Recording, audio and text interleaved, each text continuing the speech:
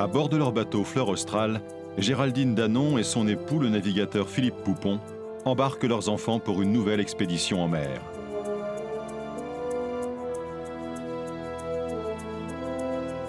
Le but de leur mission, un voyage d'observation pour sensibiliser le plus grand nombre à la protection des océans.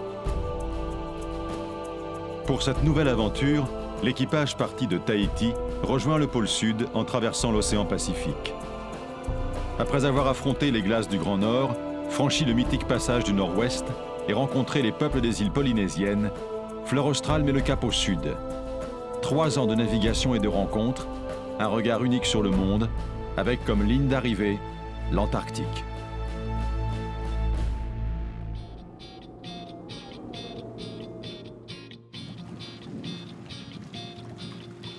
À bord de Fleur Australe, le capitaine Philou nous entraîne cette fois vers le pôle Sud. Content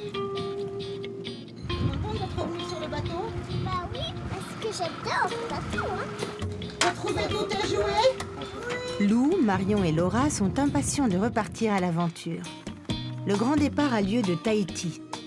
Émilie nous accompagnera dans la première étape de notre voyage, ainsi que notre nouvel équipier Constantin. Mais le départ a un goût amer. La fleur est restée au mouillage pendant 1 mois et nous l'avons retrouvée la veille de notre départ pillée, saccagée. Les stigmates du vol ont vite été effacés, mais nos esprits sont durablement marqués. Donc ça y est, là on est parti, on a quitté Tahiti, on est en train de hisser les voiles. Ça va nous mener jusqu'en Antarctique. On est heureux parce que les derniers jours ont été durs et parce que ça fait plaisir de partir et de mettre du vent dans les voiles. La fleur reprend la route. Une nouvelle aventure en famille a bel et bien commencé. Philou et les enfants se mettent autour de la table pour étudier les cartes.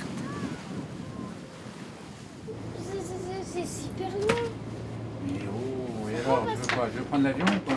Bon voilà la route directe pour aller au Vanuatu, c'est ça. Il y a 1200 000. Et 1200 000, on va dire à 7 nœuds, ça fait combien? Tiens la maison, t'es bon en maths. Il y a 7, 5, 24 fois 8, ça fait 169. Bah, dis-moi, c'est presque aussi long qu'hier. Oh là! Donc Tristan, ja. Ouais, vous avez qu'à faire ramener Mario. 6 jours de... 6 jours de navigation. Nous arrivons à Mopelia. C'est l'un des derniers atolls faisant partie de la Polynésie française. Il y a une toute petite passe, vraiment très étroite. Donc on va voir si on peut passer parce qu'il ne faut pas qu'il y ait trop de courant.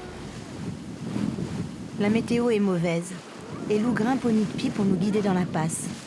Bon, on va aller affaler la grand voile. Je vais mettre un t-shirt parce que Non, trop tard. Trop tard, d'accord. Allez, on est prêt avant et c'est bon ça. Hein. Les pieds, c'est prêt. Philou est très concentré. C'est notre premier passage difficile depuis le départ de Tahiti. Ça déferle à droite comme à gauche et il faut bien se positionner pour s'aligner parfaitement sans être embarqué par les courants. Que du courant et avant de rentrer dedans, il y a des tourbillons, donc le bateau fait des zigzags. Voilà, il ne faut pas se laisser embarquer. Une fois dans le chenal, il faut encore lutter avec le moteur à fond. Et à la sortie, il faut négocier le passage entre les récifs. Nous arrivons en vue de l'île de Mopelia. Ses 10 habitants, sa réserve d'oiseaux de mer et ses tortues. Philou et moi décidons d'aller explorer les fonds sous-marins. Ici, la faune n'est pas craintive, car les poissons ne sont pas chassés. Les bancs sont fournis et nombreux.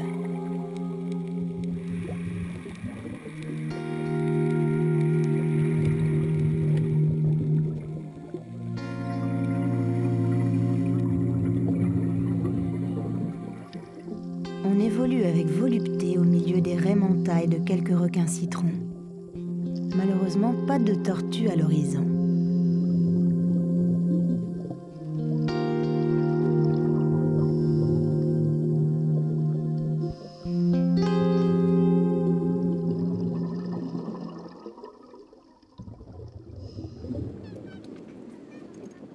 le capitaine et Constantin vérifient le mât avant d'attaquer la suite de notre traversée jusqu'au Vanuatu.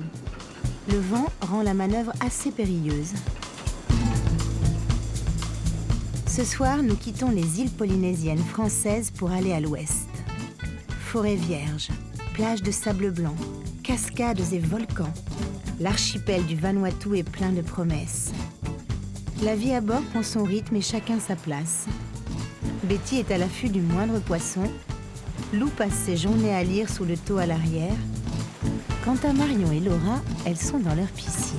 Bonjour mesdemoiselles, vous en avez de la chance de prendre des bains, vous. Quel pied, dis-moi, ils sont soignés. Hein. Ils ont de la chance. Hein. C'est des princesses. Moi, j'aimerais bien avoir une baignoire comme ça. Bah ouais, mais je vais pas dire que t'es pas une princesse, c'est pas une petite princesse, c'est une grande princesse, il faudra une grande baignoire. Et ta baignoire, elle est autour du bateau, mon amour.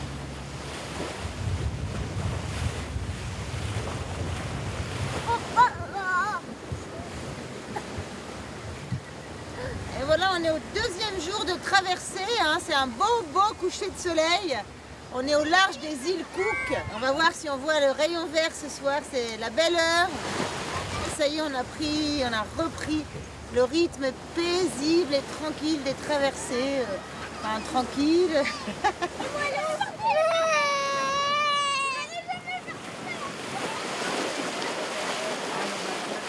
Le temps change bien rapidement. Nous sommes au milieu d'une dépression et elle nous suivra pour quelques jours. Mal de mer assuré. C'est le 9e jour de traversée. On doit arriver demain matin et il fait vraiment pas beau. Il y a plus de 30 nœuds de vent et la mer est assez démontée, chaotique et désordonnée. Qu'est-ce qui s'est fracassé là?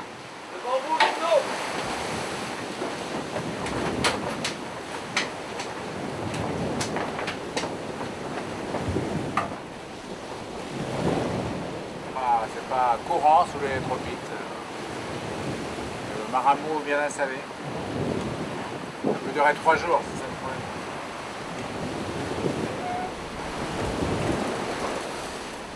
Au bout d'une semaine de navigation, nous arrivons à Port Vila, sur l'île d'Efate, capitale de l'archipel du Vanuatu. Nous sommes accueillis par des chants et le son des ukulélés. Nous sommes couverts de colliers. Ils sont différents de ceux de Tahiti. Un mélange d'orchidées, d'oiseaux de paradis et de bougainvilliers. Les habitants, les officiels et les chefs de tribu, tous sont là pour nous souhaiter la bienvenue.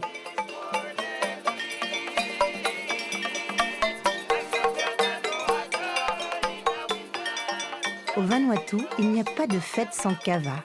C'est la boisson traditionnelle locale, tranquillisante. Mais pas le temps de se poser, les écoliers de Port Vila nous attendent pour la projection des derniers films de nos aventures. Voilà, nous sommes, Géraldine et moi, contents d'être venus vous voir. On va vous présenter un petit film sur le voyage que l'on fait autour du monde. On essaie de regarder un petit peu ce qui se passe aujourd'hui dans la nature, l'environnement. Comment préserver notre planète, comment faire pour que sa beauté soit préservée et que vous, à votre âge et dans les années à venir, vous puissiez en profiter. À bord du voilier Fleur Austral, Géraldine Danon et son mari Philippe Poupon embarquent leurs jeunes enfants. Les enfants sont fascinés par notre aventure et malgré les explications de Philou, ils ont encore de nombreuses questions à poser. Vous avez parcouru combien de kilomètres pour l'instant? Pourquoi est-ce que vous avez amené le chien? Est-ce que les enfants ont des professeurs? Vous avez déjà manqué de nourriture? Est-ce que vous avez un docteur dans le bateau? Est-ce que vous avez la télé dans le bateau? C'est agréable de partager tous ces souvenirs avec eux. Mais notre aventure continue et nous sommes attendus de pied ferme par les chefs guerriers d'une tribu locale.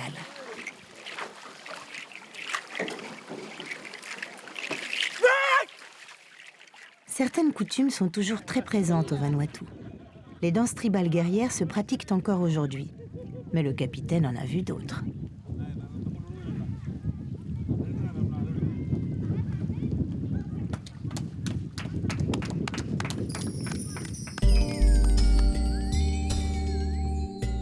Nous sommes attendus au village de Piliura. Ici, sur l'île Pélé, la population subit de plein fouet les désordres liés au réchauffement climatique. Érosion côtière, assèchement des puits d'eau douce, changement climatique. Nous allons à la rencontre de Chris, un biologiste marin qui travaille sur l'île depuis plus de 10 ans. Il aide la population de l'île à trouver des solutions aux problèmes liés aux modifications climatiques sur l'île. The problem in Vanuatu is the changing rainfall patterns. It's going to mean agriculture is different. It's going to mean health problems. It's going to mean food and water security. It's not the sea level rise. Even though that's affecting us, the most serious problems are going to be in agriculture. This facility was set up by the chiefs in order to promote reforestation, which was one of the drivers of our water catchment problems. So they set up this nursery with two purposes. The first is to grow coastal species, and these coastal species can be planted literally right along the coast in order to control sea level rise, coastal erosion. Ces initiatives nous mettent du baume au cœur. Avec du temps et peu de moyens, la population redonne vie à cet îlot du bout du monde. Nous repartons enthousiasmés, le cœur léger. Direction Tanna, une des îles les plus au sud du Vanuatu, avec son volcan toujours en activité. On aperçoit là-bas le volcan, le Yazur. On voit bien la partie complètement dénudée de cendres. On va aller là-bas à Port Résolution. Et c'est de là-bas qu'on pourra accéder au volcan. Comme on voit, il n'est pas très loin. Donc, allez, juste devant la baleine.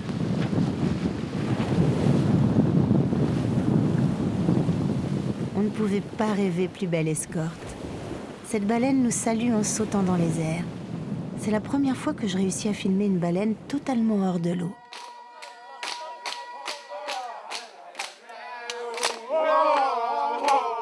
Les habitants de Tanna nous attendent pour une cérémonie traditionnelle. Ils interprètent pour nous la danse du volcan.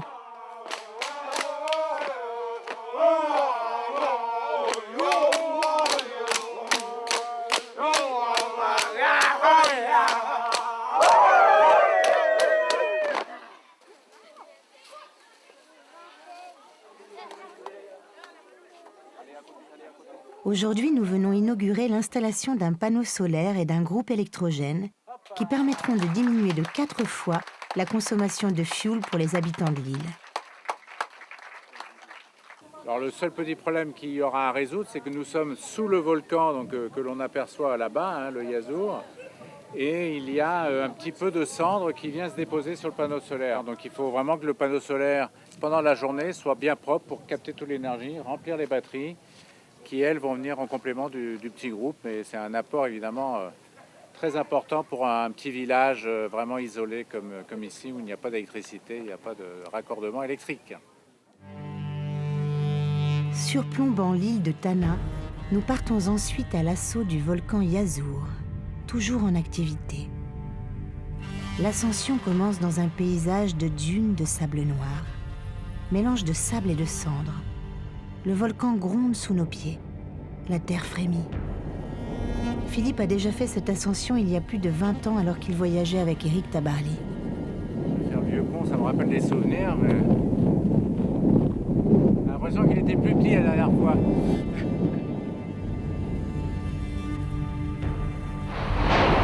Wow! T'as vu le bruit que ça fait là?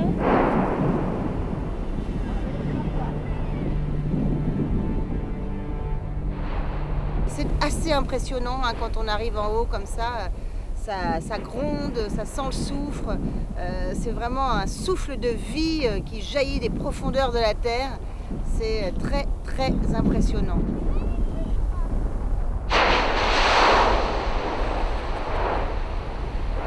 Waouh, regarde ça.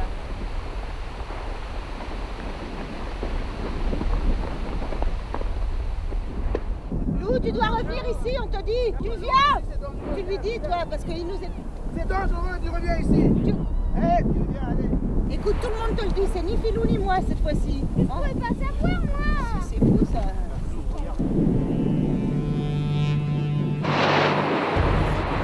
Le danger est réel, mais curieusement, au bord du volcan, on se sent tranquille.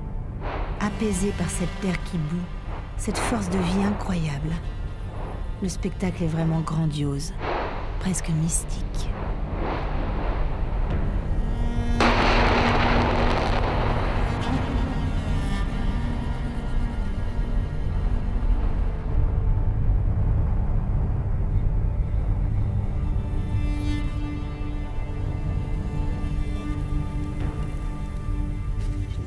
À la nuit tombée, nous sommes invités par les habitants de l'île à déguster le kava au pied du volcan. Sur l'île de Tanna, on boit le kava mâché. Seuls les hommes y ont droit. La scène à laquelle j'ai la chance d'assister et que je peux filmer est tout à fait exceptionnelle. 5 jeunes garçons, ils ne doivent pas avoir connu de femmes, mâchent des racines de kava fraîches. Ils s'en remplissent la bouche et finissent par cracher leur kava mâché dans des feuilles de lap-lap. Il est ensuite filtré dans des fines écorces de cocotier, essoré et arrosé d'eau de coco. Le rituel se déroule dans le silence le plus total. On n'entend que le bruit des mandibules qui mastiquent durement. Donc une fois qu'on a mis le kava mâché dans la feuille de la plate, on le met dans le feuille de coco.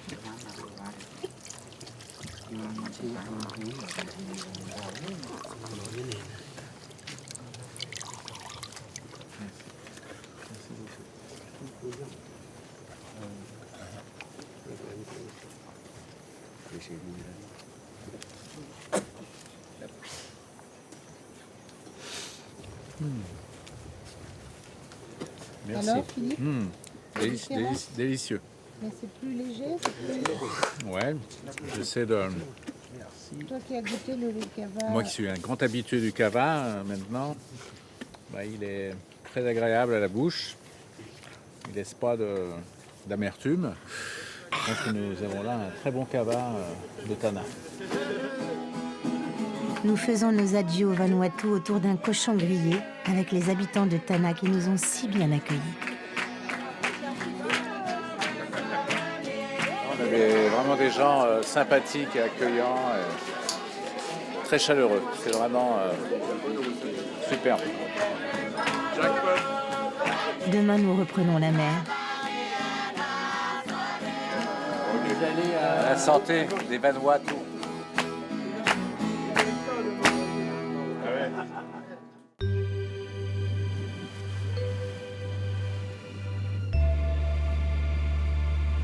Nous appareillons, direction Nouméa, la capitale de la Nouvelle-Calédonie.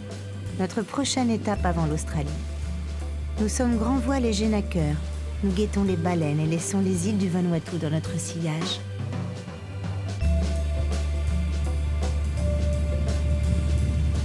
Constantin et Philou sont à la manœuvre et la vie reprend peu à peu son cours à bord de Fleur Austral.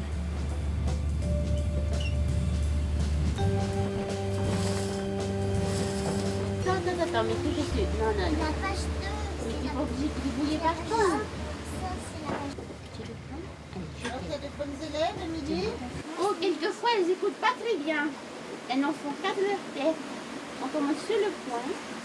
On monte. Très bien. Bah, oui, un peu. En descend.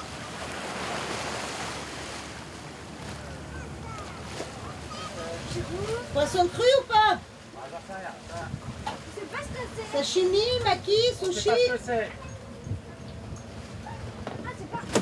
Poisson de lagon, donc on ne sait pas s'il est mangeable ou pas.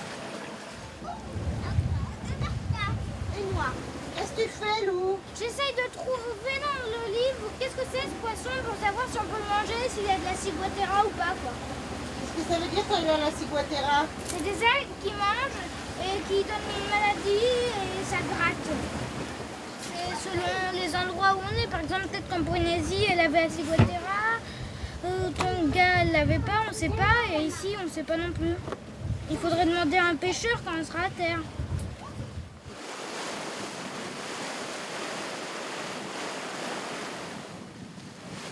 Nous arrivons à Nouméa, Nouvelle-Calédonie. Et là, c'est vraiment à quelques encablures. On aperçoit les grands hôtels, la ville. Ça y est, on y est. Mais le capitaine préfère les grands horizons. Et l'archipel de Nouvelle-Calédonie compte des dizaines d'îles. Fleur Austral mouillera donc ce soir dans une baie plus sauvage. Nous sommes sur l'île des Pins, dans la baie de Canumera, où Fleur Austral a jeté l'ancre. L'île des Pins mérite vraiment son appellation de joyau du Pacifique. Les baies sont plus belles les unes que les autres, avec ses pins colonnaires comme des silhouettes fantomatiques qui bordent les plages. C'est vraiment une des plus belles îles qu'on ait eu l'occasion de visiter.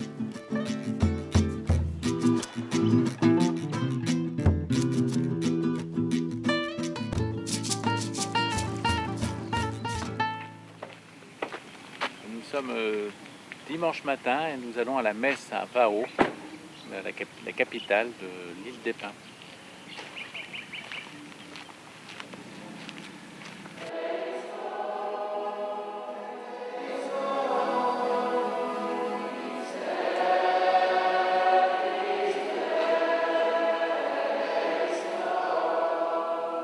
Les chants sont magnifiques. Aujourd'hui, les femmes ont sorti leurs plus beaux habits. La messe du dimanche, c'est aussi le moment où toutes les tribus de l'île se réunissent. Elles se répartissent selon la tradition en 2 clans, le clan de la terre et le clan de la mer.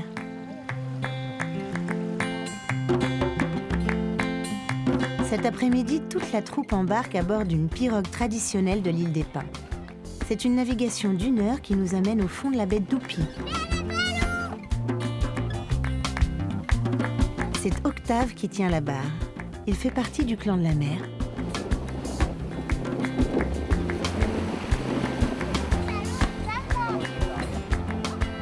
Heureusement qu'on a le capitaine Octave, sinon on serait encore échoué dans le chenal. Pourquoi? Il y a Sado sous le bateau, donc il faut zigzaguer dans le chenal, entre les récifs, très dangereux. Et on n'a pas vu de requin, mais bon, il ne devait pas être loin. La navigation ancestrale, on sait toujours faire ça? Avec les étoiles et tout ça? On va dire plus tellement, ça se perd parce qu'on ne fait plus de grandes traversées comme avant. On fait les plus grandes distances qu'on fait pour aujourd'hui, c'est d'ici à Nouméa, sur la Grande Terre. On ne va pas plus loin dans le Pacifique, donc voilà. En fait, les clans de la mer gèrent vraiment tout ce qui est maritime sur l'île des Pins. Par exemple, la pêche est contrôlée, on ne pêche pas en période de ponte. Même toutes les activités, kitesurf, surf, il faut une autorisation, il faut que ce soit accepté par les grands chefs. Enfin, vraiment, le domaine maritime est très protégé par les clans de la mer. C'est ce qui fait d'ailleurs que le lagon de l'île des Pins reste un pur joyau. Après quelques jours sur l'île des Pins, la Fleur met le cap sur une des baies les plus connues de Nouvelle-Calédonie. Cette fois-ci, nous sommes au large à la recherche des baleines. Nous sommes dans la baie de Prony et nous allons nous allons voir les baleines qui se trouvent dans ce secteur de la Nouvelle-Calédonie. Donc on a embarqué avec nous Véronique qui va nous guider. Alors en fait, les baleines qui sont en Nouvelle-Calédonie, là, dans cette zone et dans toute la zone subtropicale du Pacifique, c'est des baleines qui sont venues ici essentiellement pour la saison de la reproduction. Donc elles ne se nourrissent pas quand elles sont ici, elles ne mangent pas et elles vivent d'amour et d'eau fraîche. Pourquoi viennent-ils à cet endroit de la Nouvelle-Calédonie? On a observé que les baleines ont certainement besoin d'une profondeur, enfin la profondeur privilégiée probablement pour les champs, pour la propagation des champs. Et on a souvent observé qu'elles chantent sur des fonds dans les 50-70 mètres. On va faire le chant de la baleine, nous aussi? On fait.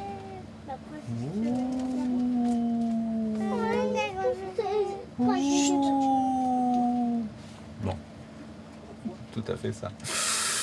Allez, en route! Tout l'équipage est sur le pont pour scruter la mer. Chacun a sa technique. Je vois rien avec l'autre côté. Moi, je vois mieux avec ce côté que ce côté-là, je vois rien et ce côté-là, je vois tout. À chacun son côté, tu vois.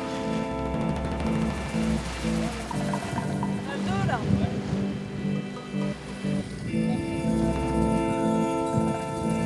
C'est un métier la chasse à la baleine, hein? Tiens là, regarde. Voilà, un flotte. T'as vu? Voilà, les baleines. J'embarque à bord du Zodiac avec le reste de l'équipe. L'adrénaline monte à chaque fois que nous frôlons le mammifère géant. Leur apnée dure de 2 à 20 minutes. Il ne faut pas rater le rendez-vous pour pouvoir les taguer. Voilà, on fait des photos de la nageoire caudale. Elle présente un dessin en fait, qui est propre à chaque baleine. On appelle ça l'empreinte caudale, un peu comme l'empreinte digitale. Et en comparant des photos, en fait, ça nous permet de reconnaître individuellement les animaux et de les reconnaître d'une année sur l'autre pour évaluer la taille des populations d'animaux.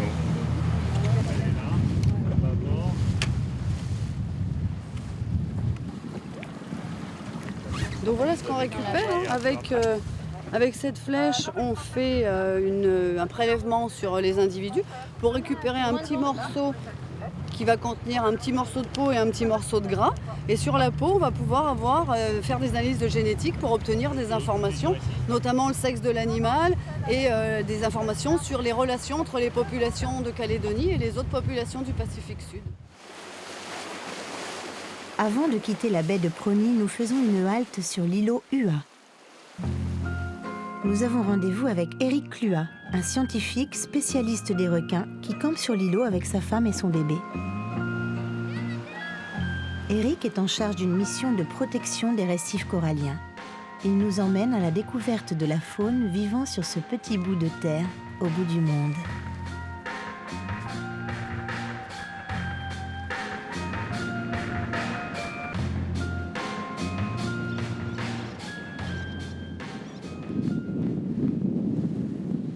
Alors, Philou? Ah, ouais, j'aime bien les endroits sauvages et ici, ça respire l'endroit sauvage. Tu vois l'oiseau là, avec les ailes grises? C'est une toute petite citerne. Et il y a des œufs là, tu vois. Et ça, c'est des oiseaux, comme il n'y a pas beaucoup d'arbres, ben, ils pondent sur le sable. Et donc la maman, elle est en train de surveiller l'œuf. Alors qu'est-ce qu'on fait nous? Voilà. Qu'est-ce que c'est ça? Qu'est-ce que c'est? Des triforiés. Et ils vivent où alors? Ils vivent sur l'îlot?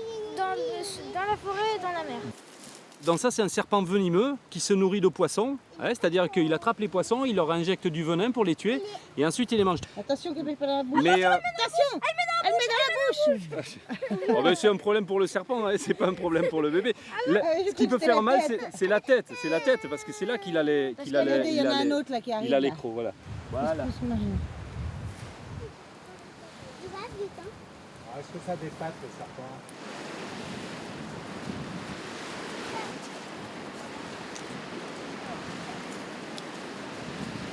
Regardez, vous avez vu au-dessus là le balbuzard, l'aigle pêcheur, regarde, tu le vois là. Quand on est arrivé, ils sont partis du nid tous les deux. Et voilà, c'est comme les sternes, dont ils sont inquiets, ils ont peur qu'on aille trop près du nid. Donc ce qu'on va faire, comme pour les sternes, on va passer à l'extérieur, on va marcher dans l'eau sur le récif. C'est pour montrer à l'aigle qu'on respecte son nid.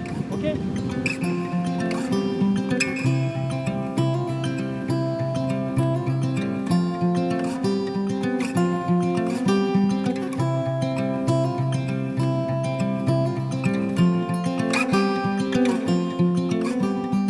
Concernant les récifs coralliens, il faut comprendre que dans le changement climatique, il y a a priori aussi une augmentation ce qu'on appelle les événements cataclysmiques, c'est-à-dire les cyclones, les tempêtes tropicales et autres. Il faut savoir que ce type de phénomène fait dans l'absolu beaucoup plus de mal aux récifs coralliens que n'en fait l'homme. Le problème, c'est que, en particulier autour des grandes agglomérations et des concentrations humaines, l'homme, je dirais, provoque un stress chronique. Et ce stress chronique diminue la capacité de ces écosystèmes à mieux se rétablir après de gros stress, comme ça peut être le cas après un cyclone.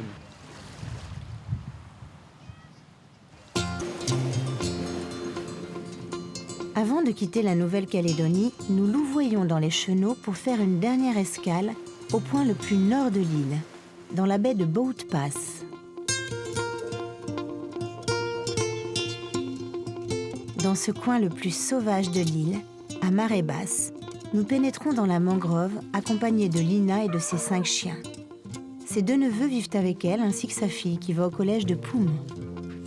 Ses fils sont partis sur Nouméa à l'université. Elle vit ici de la pêche au crabe.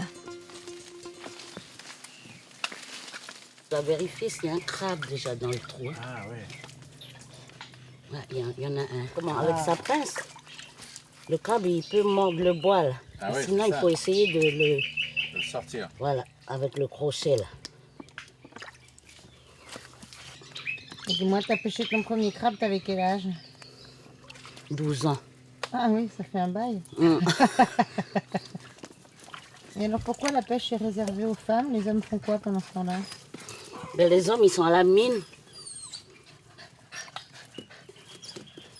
À la mine, dans les mairies, tout ça. C'est surtout sur les sites miniers que les hommes ils travaillent. Il n'a pas l'air facile ce crabe là. Hein? Bah, on l'appréciera ce crabe. Ah bah voilà, il est là. Il est où? Ah, saloperie.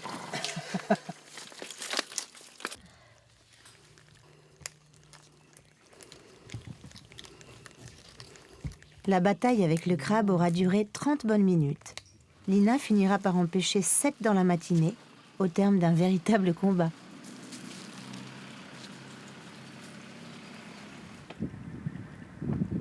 Le soir même, Lina et sa famille viennent à bord déguster avec nous le fruit de la pêche.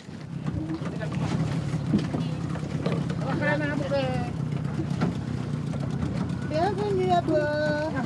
Merci. Alors, la pêche a été bonne? Ouais, j'ai récupéré encore 4 crabes. La pêche du jour de Lina là. Papa, je peux faire, c'est moi qui porte le crabe.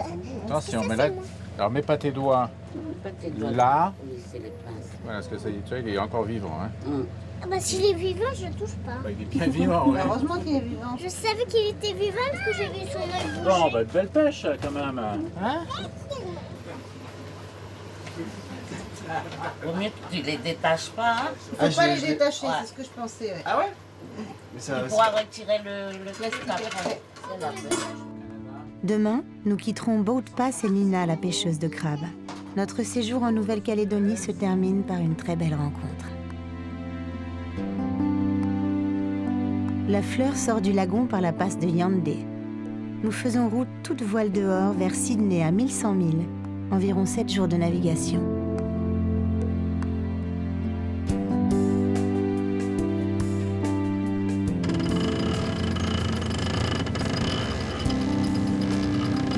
Ah bien. Vas-y, ramasse à la nivelle maintenant.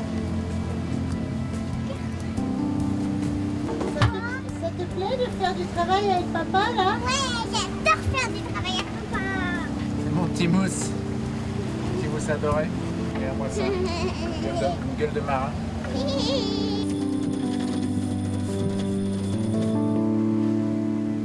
Les enfants se passionnent de plus en plus pour la navigation. Mais cela ne doit pas leur faire oublier leur rentrée scolaire. Ils sont aidés pour cela par notre nouvel équipier, Tristan. Ça se passe bien. Il y a comment, des bonnes connaissances. Pas mal de points positifs, encore quelques points négatifs à améliorer, mais dans l'ensemble ça va. Ça s'est bien mis en place et ça progresse. À l'école, ça se passe très mal. Tu pars douter. Et toi, Laura, ça se passe bien, l'école? Moyen. Pourquoi? Parce que des fois j'aime pas, des fois j'aime. Ici, on s'amuse pas à l'école. Pourquoi? Parce qu'on n'a pas de copains. Et Ouais, alors qu'à l'école, tu t'amuses d'habitude. Surtout quand on est au fond de la classe, on s'amuse mieux. Ouais, là, t'es pas au fond de la classe, t'es obligé de travailler et t'as pas de copains. Et moi j'ai pas de copine et pas de copain. Et toi, Lou aussi, tes copains, ils te manquent. Vraiment, j'en ai pas beaucoup parce que comme on change d'école tout le temps, je parie qu'il n'y en a aucun qui se souvienne de moi. Maman, je crois que j'en connais un. C'est Clovis. Clovis, oui, c'était le voisin. Et toi, Marion, t'as des copines? Oui, une copine. Elles sont où tes copines? Et ma maman. Ta maman, ta copine? Autant mer calme aujourd'hui, ça change un peu.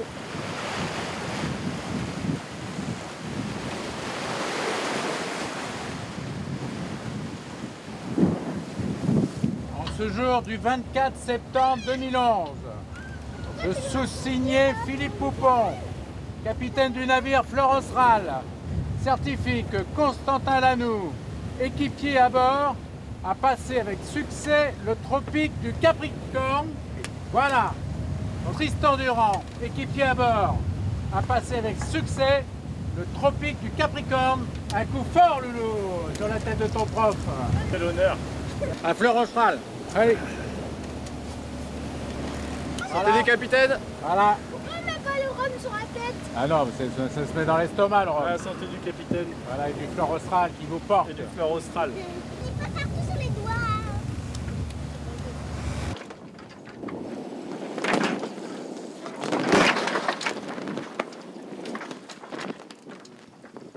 On a quitté les alizés, hein, c'est pour ça qu'on a perdu le vent. Et on n'est pas loin de l'anticyclone, donc de cette zone anticyclonique où il y a peu de vent. Donc il risque d'y avoir de la météo, on t'a annoncé des fortes rafales en arrivant. Oui, voilà, mais bon, je pense qu'on a encore peut-être un jour ou deux comme ça de vent calme. On va essayer d'avancer un peu et ensuite on verra.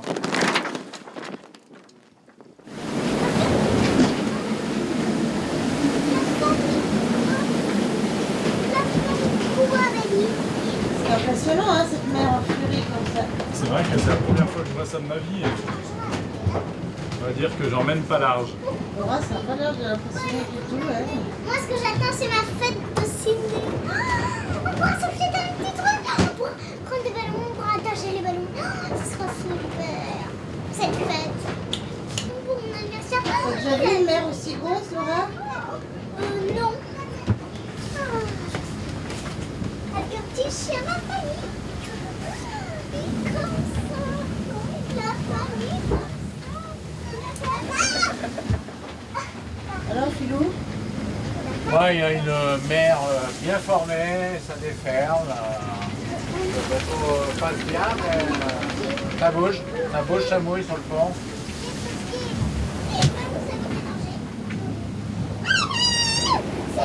Oh, taisez-vous un peu. Oh, les enfants, ça suffit là. Allez hop, à l'arrière. Assois-toi.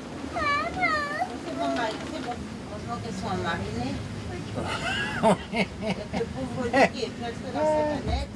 Elles sont à mariner, mais il n'y a rien qui les atteint là. C'est en pleine forme.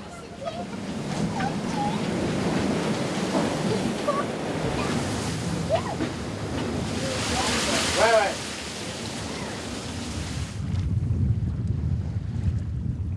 Fleur Australe arrive à Sydney. Nous avons la North Head, là, la pointe nord de l'entrée de la grande baie de Sydney. Et donc on aperçoit les grandes tours de Sydney là-bas qui se dessinent derrière l'autre pointe de l'entrée. Alors, Lou, content? Ah ouais, je suis super content d'arriver là. C'est long, 8 jours. Hein? Ouais, surtout que là, les 3 derniers, enfin les 2 jours avant l'arrivée, il y avait vraiment beaucoup de mer, alors c'était dur. Eh oui, arriver en Australie par la mer, ça se mérite. Il est très tôt ce matin. Mais les enfants se réveillent. Ils ne veulent rien rater de cette arrivée dans le mythique port de Sydney.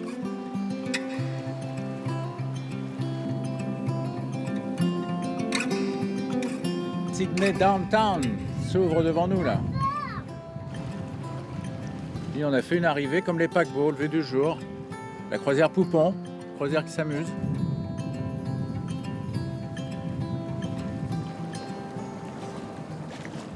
Il est 6 h du matin. Après 8 jours de traversée depuis la Nouvelle-Calédonie, nous arrivons enfin à Sydney, port mythique, arrivée légendaire qu'on attendait avec une grande impatience. C'est vrai que c'est une des escales qui nous tenait le plus à cœur. Eh bien, nous y sommes. Derrière moi, les gratte-ciel, l'opéra en forme de coquillage. Maintenant, à nous, Sydney.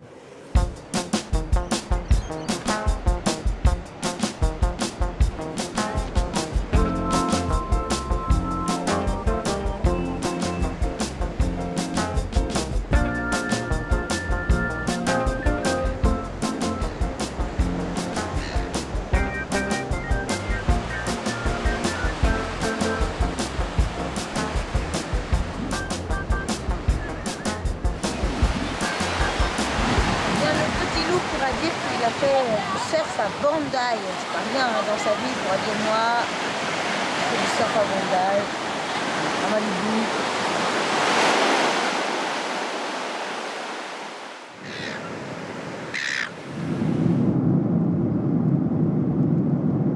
L'immense Australie se découvre plus facilement en avion. Nous décollons pour une expédition au cœur du continent. Vu du ciel, le désert rouge est somptueux.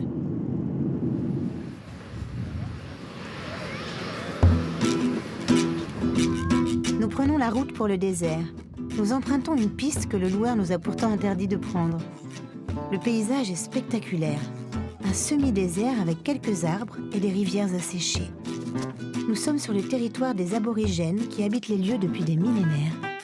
On est vraiment parti pour un peu d'aventure. On va à King Canyon et on est sur une piste.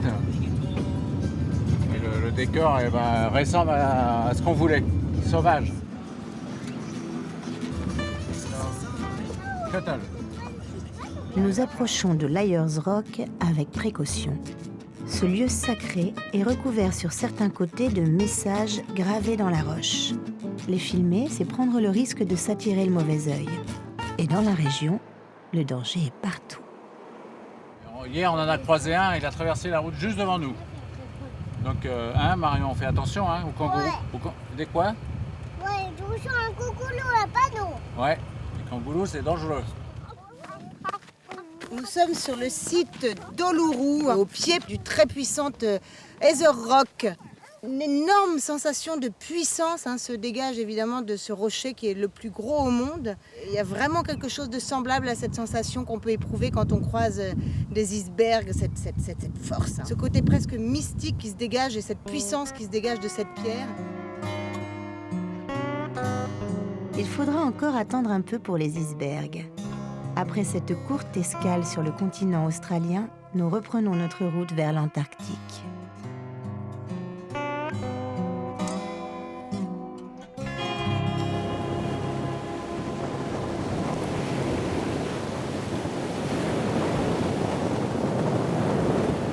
Nous avons plus de 1000 milles à parcourir pour rejoindre la Nouvelle-Zélande.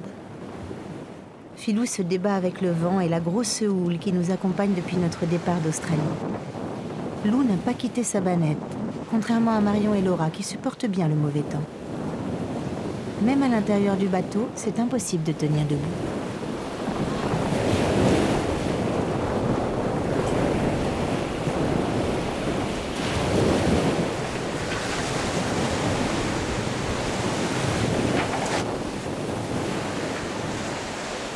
Alors là, ça fait 2 jours que nous avons quitté Sydney, l'Australie.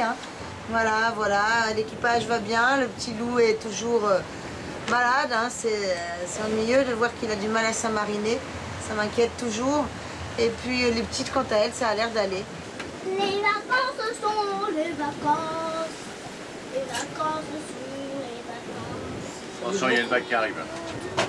Ça bouge beaucoup quand même, non? Bah oui, il y a la mer du vent. Quand ça n'est pas, il y a du vent. Et toi, Laura, ça va? Oui. Tu mousses, toi, t'as jamais le mal de mer? Non, jamais. Juste des fois un peu mal à la tête. Mais un peu mal au ventre, je suis jamais mal de mer. Elle n'a pas le droit d'aller dehors. Bah, il faut se méfier, il y a de la mer. Tous les jours, il nous dit demain ce sera meilleur, demain ce sera meilleur, on pourra fêter Halloween, on pourra fêter ton anniversaire, c'est pas mon anniversaire. Tu parles. Parole de marin. Et t'es contente d'avoir un marin comme moi? Un capitaine? Non, Hein? elle n'est pas contente. C'est pas bien tombé? D'avoir un si méchant capitaine. Le fort vent de ces derniers jours nous a bien poussés sur notre route. Dans 2 jours, nous devrions atteindre le cap nord de la Nouvelle-Zélande. Nous savons que les conditions de notre prochaine traversée seront encore plus rudes. La Fleur et l'équipage ont bien tenu le choc. Qu'est-ce que tu fais là, capitaine? En panne. Le vent tourne, l'ouest, nord-ouest. C'est ce que la météo avait annoncé?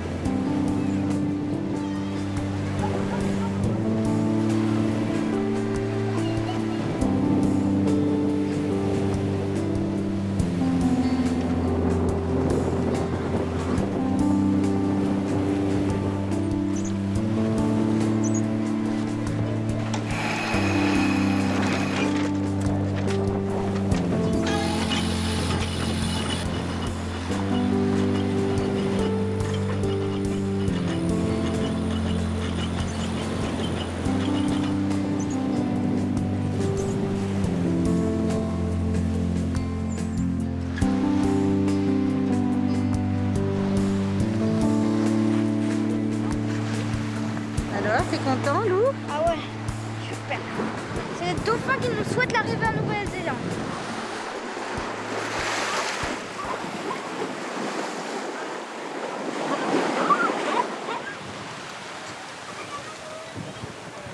Première terre en vue. Depuis 6 jours que nous avons quitté Sydney. Quelle belle arrivée en Nouvelle-Zélande. Une nature sauvage, brute, forte. Mais il faut malheureusement se séparer de Betty. Les autorités sanitaires de Nouvelle-Zélande refusent de l'accepter à terre, bien que ses papiers soient parfaitement en règle. On va te retrouver et on va t'emmener à Saint-Tropez, ça sera super. Oui, et je penserai tout le temps à toi. D'accord, Betty? Au revoir. Au revoir, Betty. Nous retrouverons Betty plus tard dans notre aventure.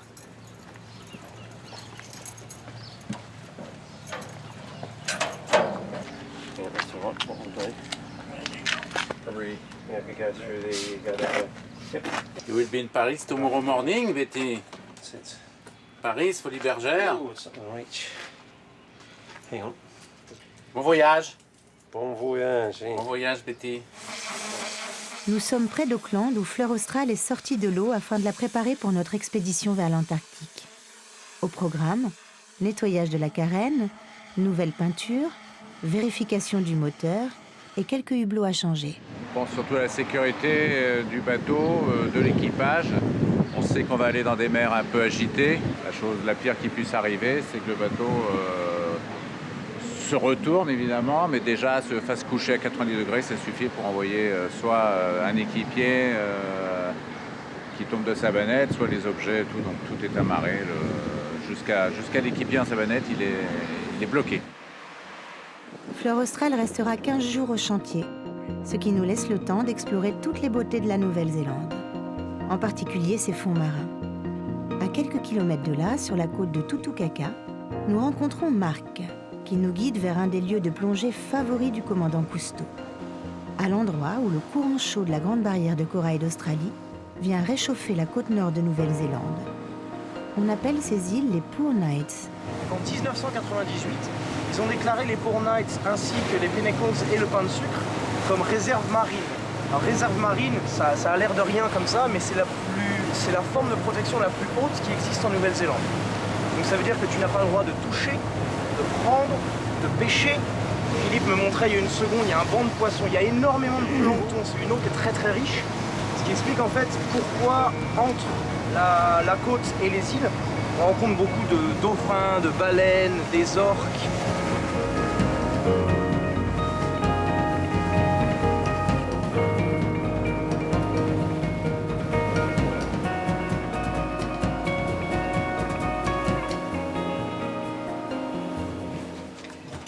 Voilà, on va aller explorer les fonds des Poor Knights Island. Ce sera notre première plongée en Nouvelle-Zélande, hein, paraît-il. Ça figure au top 10 des plus belles plongées dans le monde.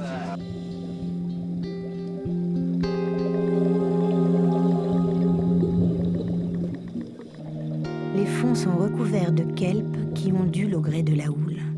C'est très beau. Nous descendons jusqu'à 40 mètres. Les langoustes et les oursins sont énormes.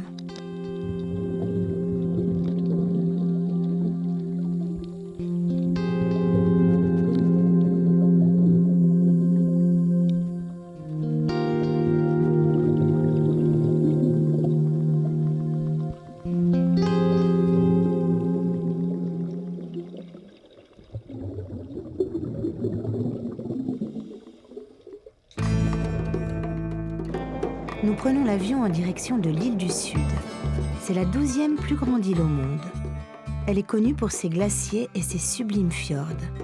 Elle a été essentiellement peuplée par les Européens à l'époque de la ruée vers l'or. L'équipage de Fleur Australe met donc le pied à terre pour plusieurs jours. Les paysages sont magnifiques.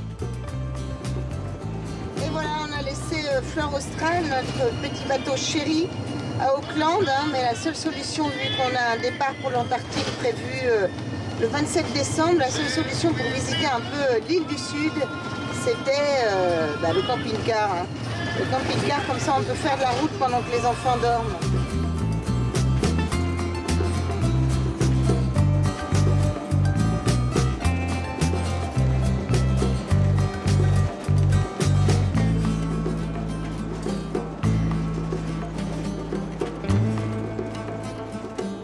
Nous faisons route vers le parc national pour explorer le Milford Sound.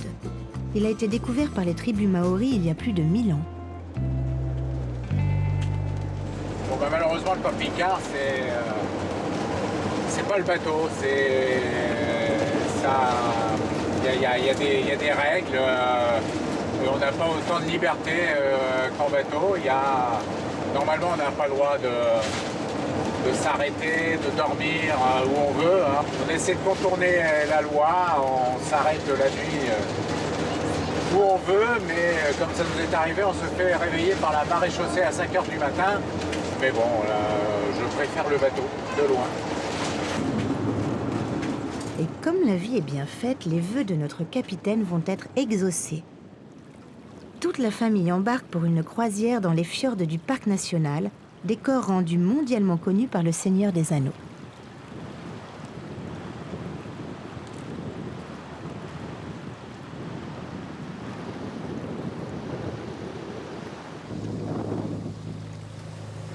Hello, Captain, how are you? Good morning. Head on to the wheel. There you go, it's all yours. Qu'est-ce que tu vois là? Les dauphins.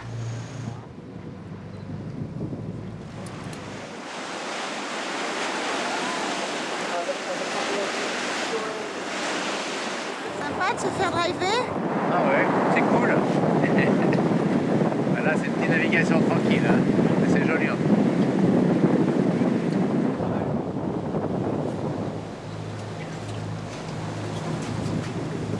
Regardez les otaries parce que les otaries ils ont des oreilles et les otaries ils rentrent pas comme les phoques qui marchent sur quatre pattes.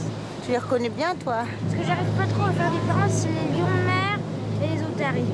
Un lion de mer c'est plus gros, c'est une grosse fourrure, c'est comme un lion quoi. Il est dans une fourrure.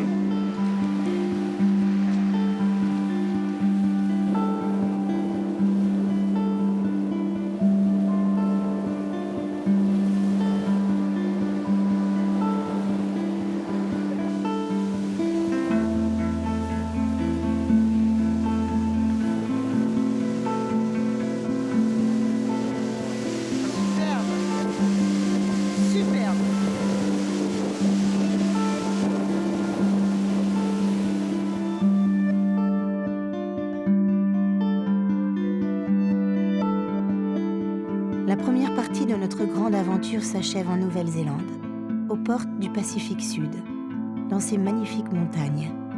6 mois de voyage et de souvenirs depuis Tahiti. Devant nous, 3 mois de navigation solitaire à bord de Fleur Australe. 3 mois de pleine mer, d'icebergs, de froid, de tempêtes et de dangers pour atteindre l'Antarctique. Mais je me garde bien de trop m'inquiéter, car déjà, Laura rêve à la suite de notre aventure.